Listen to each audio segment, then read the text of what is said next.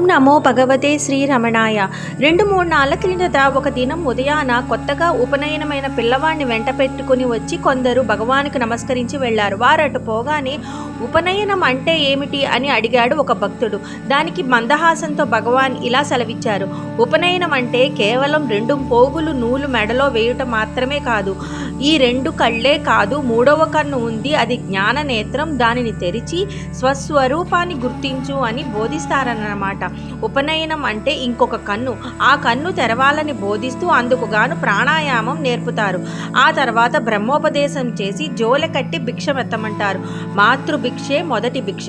తండ్రి బ్రహ్మోపదేశం చేస్తే తల్లి 3 పిడికిళ్ల బియ్యం భిక్షగా పెడుతుంది. అంటే తండ్రి చేసిన ఉపదేశాన్ని మననం చేసే నిమిత్తం భిక్షాటనతో కడుపు నింపుకొని గురుకులవాసం చేసి జ్ఞాననేత్రం తెరిచి ఆత్మానుభూతి పొందవలనని ఉపనయనం యొక్క తాత్పర్యం.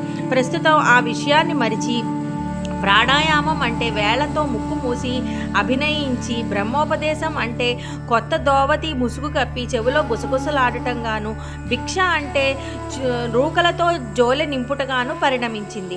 ఉపదేశం చేసే తండ్రికి చేయించే గురువుకు ఉపనయన తత్వం తెలియనప్పుడు బిడ్డలకేం చెప్తారు? అదే కాదు, గురుకుల వాసం వల్ల విజ్ఞానాన్ని తెలుసుకొని మనసు విషయాలలో చిక్కుకోకుండా పరిశీలించుకునేందుకు స్వగృహానికి పంపించేవారు గురువులు.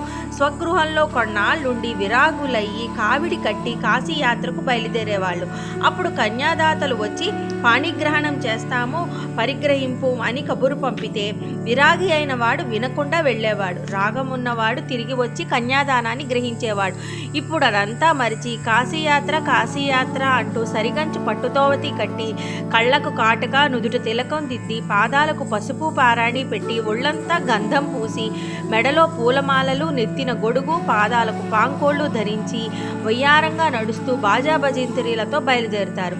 బావమరిది వచ్చి బాలికనిస్తామని బ్రతిమలాడితే వాచి కావాలి, మోటార్ సైకిల్ కావాలి, అది కావాలి, ఇది కావాలి, ఇవే ఇస్తే వస్తాం, లేకుంటే లేదు అని పేచీ పెడతారు. పీటల మీద పెళ్లి తప్పిపోతుందని అడిగిందల్లా అర్పిస్తారు కన్యాదాతలు.